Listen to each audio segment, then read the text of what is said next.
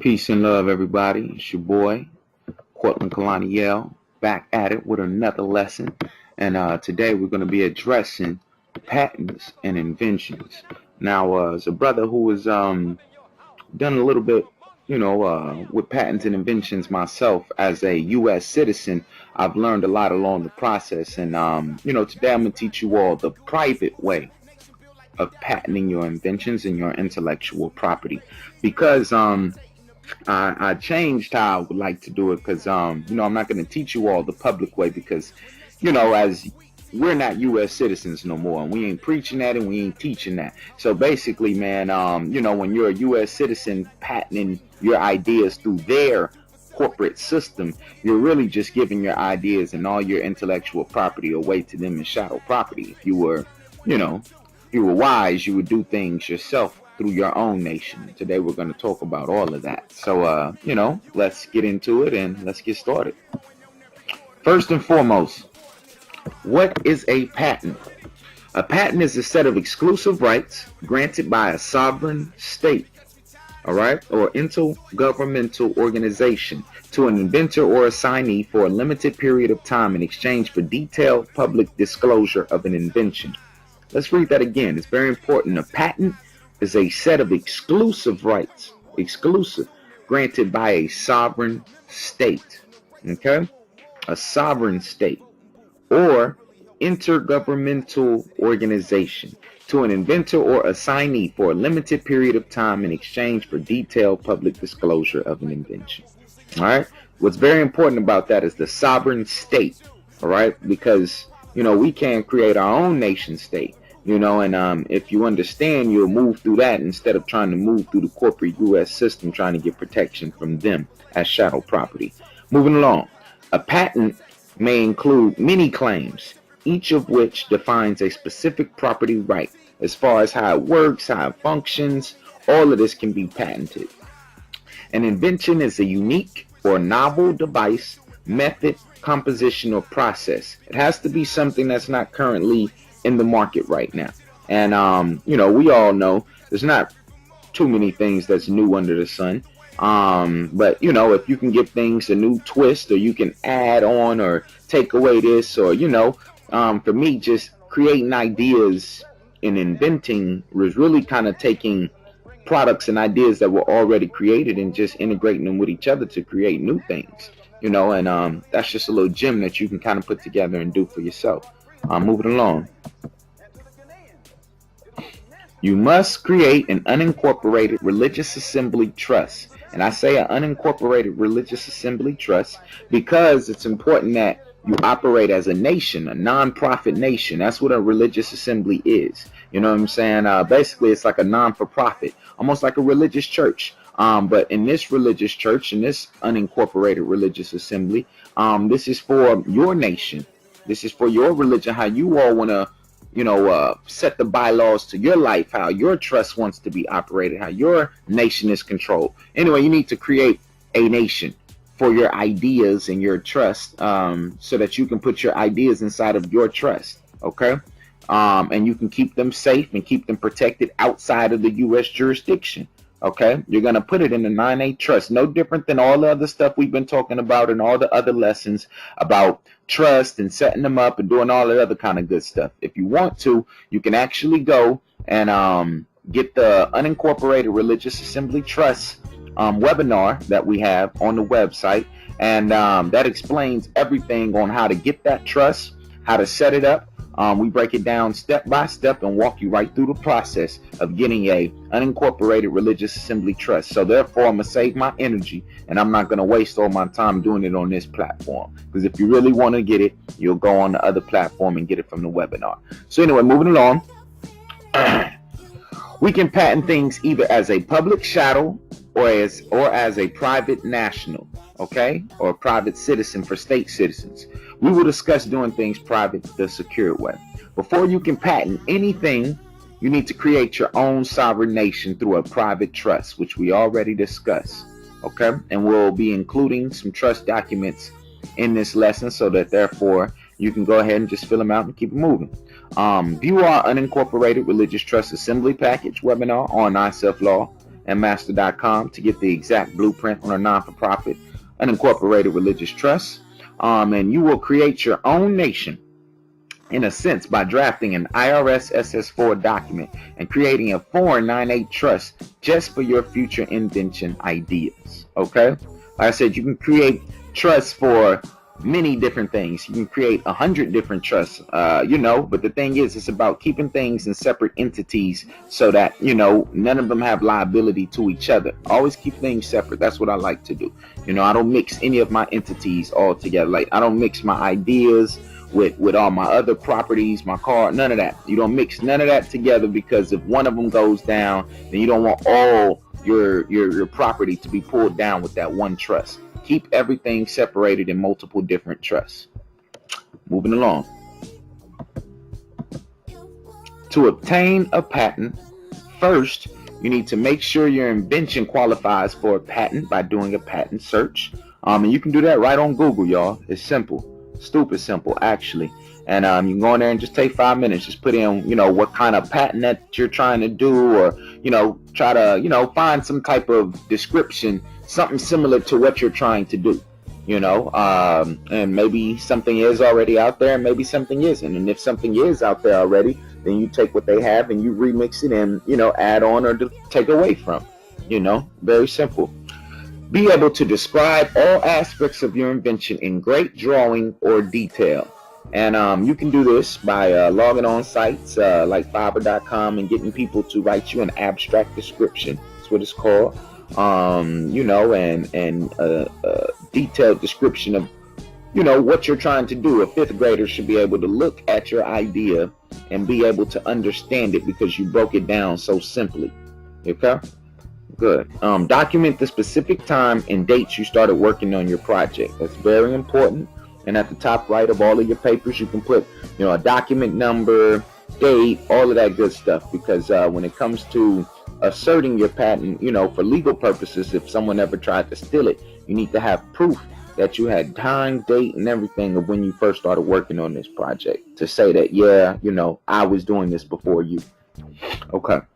Now, signify what kind of patent it is. And, there are 3 kinds of patents: design patent, utility patent, and plant patents. Let's break down the different 3. There are 3 kinds of main patents. A utility patent protects the functionality of an idea, along with preventing others from manufacturing, selling, using, or distributing your invention. Okay? That's the functionality. Very important, how something works. Okay? Design patent. While a utility patent protects the utility of a function or a product, a design patent protects its aesthetic appearance. Design patents can be issued for the appearance, design, shape, or general ornamentation of an invention. Okay? Design patents protect the look of something, not the functionality, but the look of a patent. It's very important that we understand, because if you get a design patent and you're trying to patent a functionality and you get mad because somebody just changed up the look, I had to learn that lesson the hard way. A design patent might be the cheaper route sometimes, and different things like that. But utility is what you want to protect and do if you're trying to protect someone from manufacturing it, the functionality of it, and you just want to stop anybody from, duplicating the main gist of what makes your product special, right? Then you have a plant design. Plant patents are available for the discovery or invention of plants that are asexually produced. They must be, like other patents, novel, distinct, and not obvious. Wow. So yeah, man, people out here creating plant patents, man. All right. And don't forget about the diseases, and because they have patents for AIDS and cancer. Anyway, that's another topic of conversation. But just know it's real out here, y'all. It's real. Keep it moving. Next, you need to create a detailed sketch of your invention. And here, this is actually like one of the ones that we have that I did way back in 2013. And this was of a shoe that actually, you know, a basketball player or a hooper, anybody, an athlete could wear on his foot that actually prevented him from twisting his ankle. And it had nylon, it had a nylon strap like in his shoe, and you know, you could, you know, put it all through the shoe. You know, it's kind of like athletes when they be wrapping their ankles with tape. You know, when they're playing sports, if they don't twist their ankle. But now, you know, like the shoe basically comes with the nylon tape kind of stuff built in the actual shoe. It's kind of hard to explain, but you'll see towards the end of the video exactly what we mean. But moving along, you need to write up a detailed sketch of your invention, highlighting every piece, gadget, and functionality. Number the different functions of your design and create a written description that correlates with every number. You can log on sites like Fiverr.com and find plenty of good invention sketch artists, and they can help you bring your design and ideas to life. And like I said, on here, it's just something very simple. We just needed a sketch, something that could just kind of paint the vision, you know. And like I said, we did this way back in 2013. And we actually have, you know, patent number, everything, all this kind of good stuff. So, yeah, you know, it is protected. Don't think I won't come for you. Keep it moving. We got a graphic designer. Get a graphic designer, excuse me, to create a digital image of your design. And as you see here, we started off with just the picture. And then now we actually got like a graphic designer, a 3D sketch artist to actually go in here and create a visual for us, give it some flavor, give us some look, you know, some color, some jazz, you know, so it didn't look like we were running in the Olympiads all damn day. But you know, this gave it some flavor, man, and you know, made it look kind of cool. So, you know, now hoopers can actually kind of wear these shoes and, you know, actually wear it with style and protect themselves, man. So that was the original idea of why we created this shoe, and you know, one day we definitely might still be coming out with it. This is your chance to have a professional redesign your work and give it some flavor. And you can go online again to websites like Fiverr.com to find a designer to create a digital image for you. It's real simple, y'all. Real simple. Just, you know, write the sketch and then somebody will do the digital art for you. Make a visual representation and a video. So get a 3D CAD designer to make a 3D explainer video for your idea.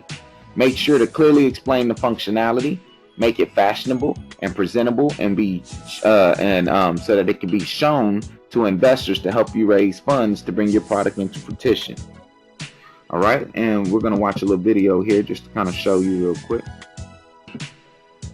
And like I said, as you see, it ain't gotta be nothing spectacular. It just needs to explain the idea, really.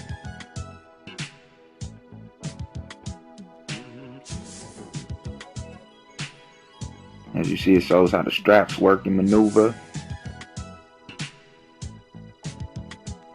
Shows how the foot will have ankle support. And yeah. And that's something, you know, easy and simple you can show to an investor so that he can get an idea of what it is that you're trying to do. You see what I'm saying? And yeah, it'll be very, very, very simple. Very simple. Moving along. Wow. Now find a manufacturer that can produce your product. This is very, very, very, very, very important.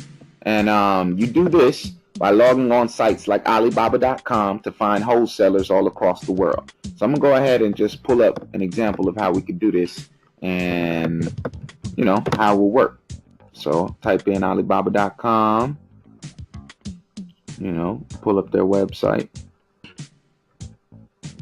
Cool. Now let's say, you know, again, this is a whole website built, you know, for manufacturers. Like people go here to come meet manufacturers from all around the world to get their products. And here we go. You know, let's say we wanted to do shoes. You know, we wanted to shoe manufacturer.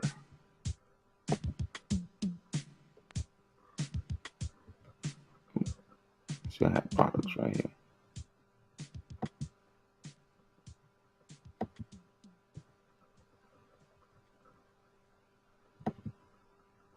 Wholesaler, that's my bad.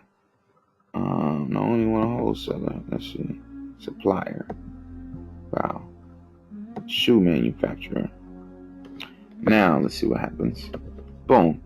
For example, now, don't be alarmed when you see other places that have shoes and different things like that.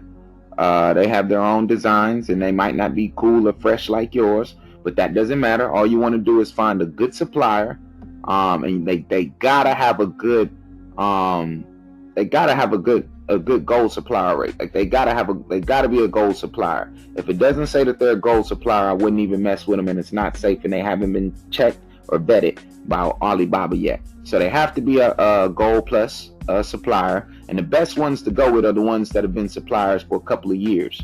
You can actually see it on there, and we're gonna go with this one right here. They've been around for a while.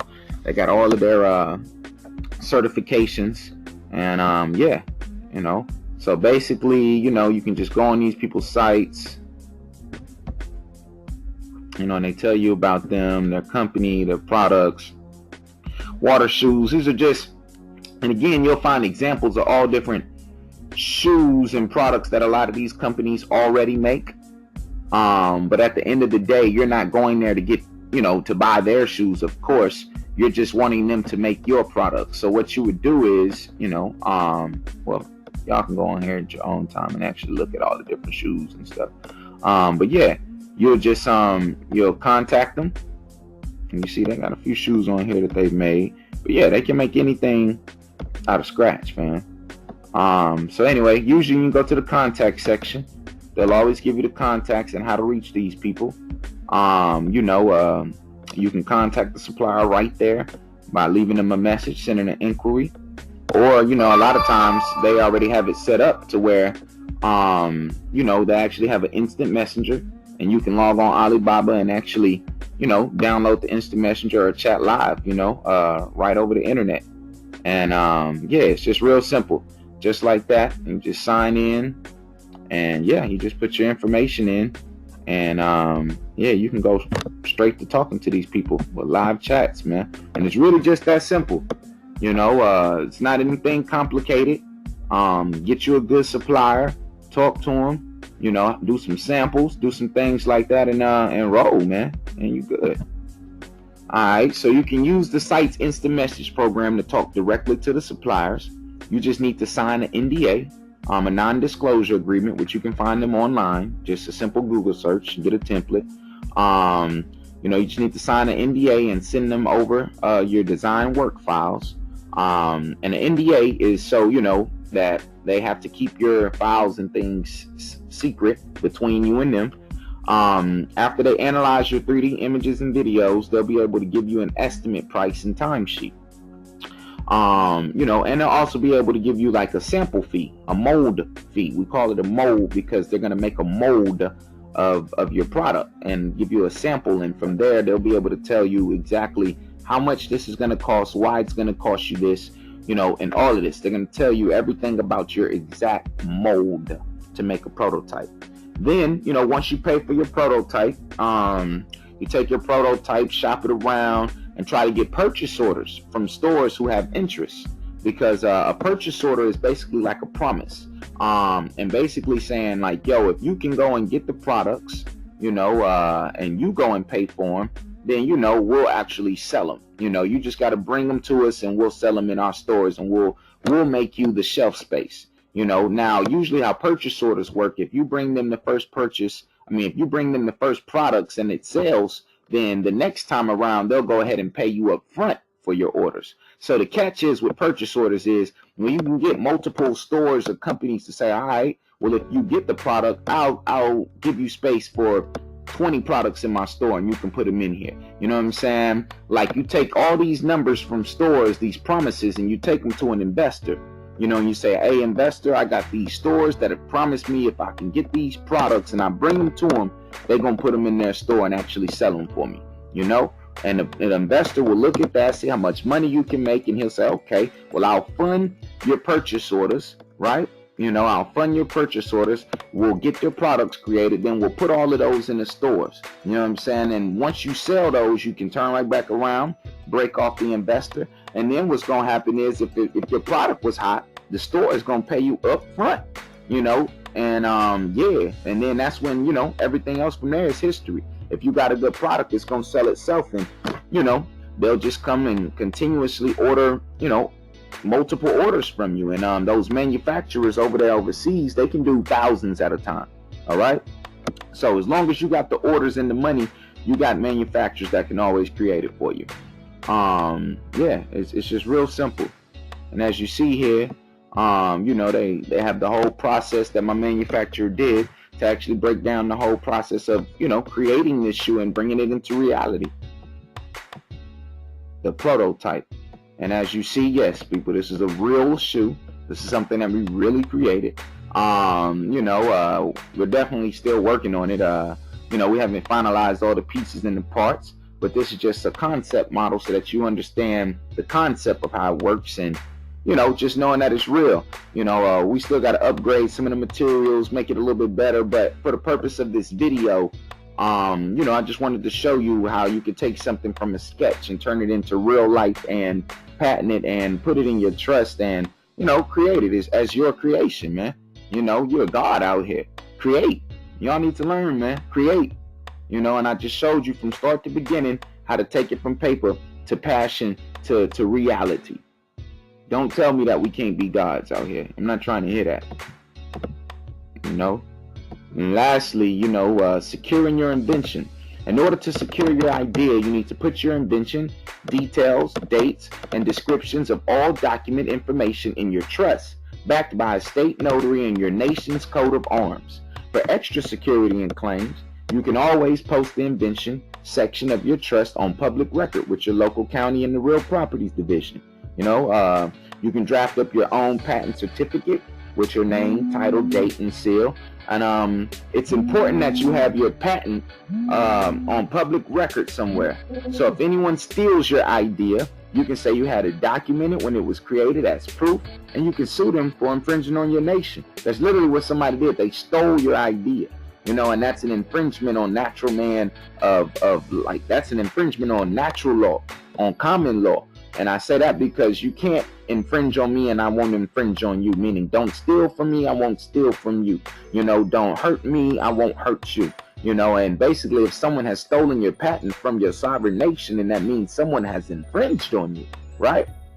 Okay? It's very important that we know that. And you can go and get your remedy by taking them to court. Okay? Take them to court. Get your money. And that's really it. That's my time. We kept it real short and sweet with this one, man. But it was powerful. Anything's possible, y'all. Anything, man. And if there's anything that I've learned on this journey of inventing and creating ideas, is that, man, truly once you learn the process of A to Z, then you will know that anything is truly possible to bring into fruition. So there's nothing that's like impossible. Like there's no such thing. And if you can visualize it, you can create it. You just need to have people who can sketch and who can design and who can bring what you're thinking into reality.